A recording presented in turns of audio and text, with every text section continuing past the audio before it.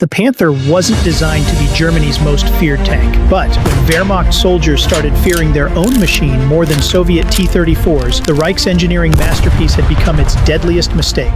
The German Panther tank remains one of the most debated armored vehicles of World War II. Admired by some as the most advanced tank of its time and criticized by others as a logistical nightmare, the Panther was a machine of contradictions.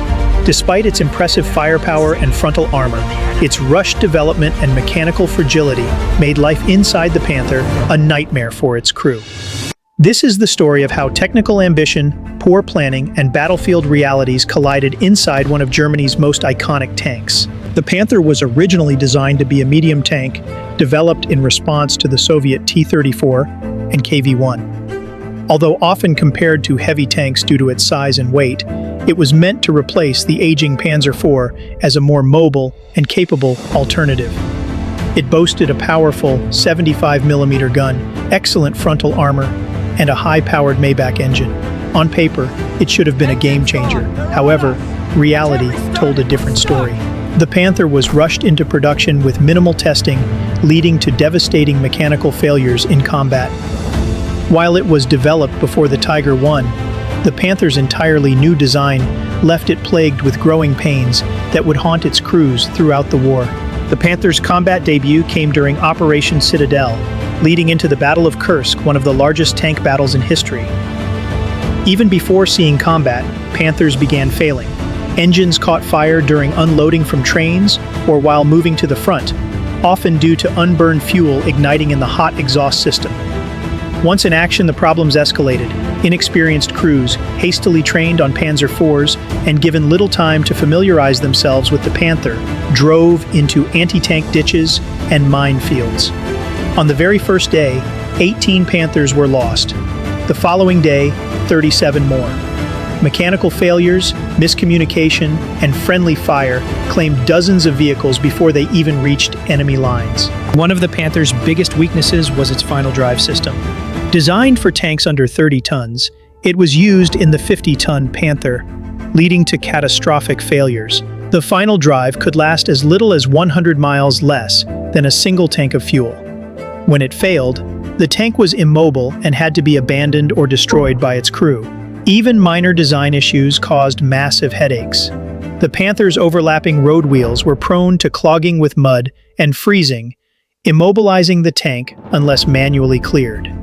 Its Maybach engine, though powerful, was paired with a subpar cooling system and overheated frequently. Combined, while the Panther had excellent frontal armor, its side armor was dangerously thin. In early models, Soviet 14.5mm anti-tank rifles could penetrate a vulnerable spot between the upper hull and the wheels.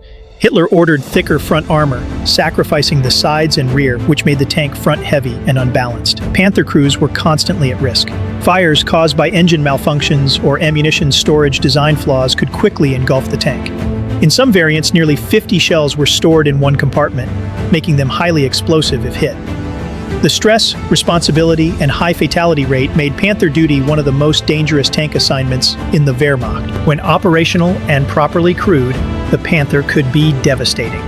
Its long-barreled 75mm gun had extreme muzzle velocity and could knock out any Allied tank at over a mile. Panthers inflicted heavy losses on the Eastern Front and were later used as stationary defenses in concrete bunkers along the Siegfried and Atlantic walls.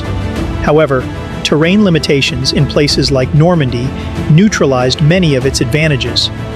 Tight village streets and soft soil hindered its mobility. Panthers were also outflanked by more nimble Shermans, especially the Firefly variant, which could destroy a Panther head-on. As the war progressed, Germany faced fuel shortages and a crumbling supply chain. Panther crews sometimes had just a few shells and barely enough fuel to fight. One of the most desperate attempts to use the Panther's frame creatively occurred during the Battle of the Bulge, where 5 were disguised as American M10 tank destroyers. The plan failed quickly. Each was identified and destroyed. The Panther was a marvel of engineering ambition that failed to deliver consistent results. Though it had moments of brilliance, its chronic reliability issues, mechanical fragility, and battlefield impracticality meant that its crews suffered more than most. In hindsight, the Panther may have been a step too far, a tank that looked like a winner on paper, but turned out to be a logistical and tactical liability in the field.